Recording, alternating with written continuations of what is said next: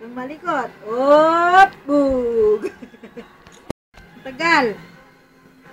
Nanood tayong TV. Oo, matagal. Huwag ka malikot. Oo. Ayusin mo. Oo. Oo, ganyan. Kukontrol mo para hindi ka matomba.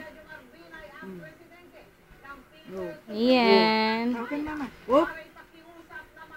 Ayan. Oop!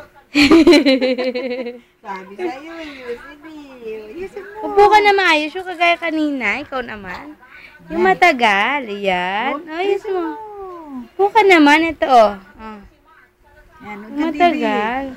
Huwag kang TV. Huwag kang TV. Mahigpit ang seguridad, kaya mula airport sa hotel dumiretso ang vice presidente.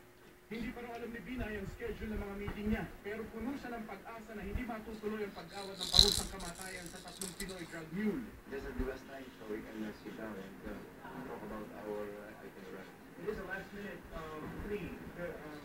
Have you had any indication from the Chinese side? We don't have to speculate. Palibad naman bukas at sa linggo ng umaga ang 11 kaanak ng 3 bibitayin sa China para sa kanilang huling bisita.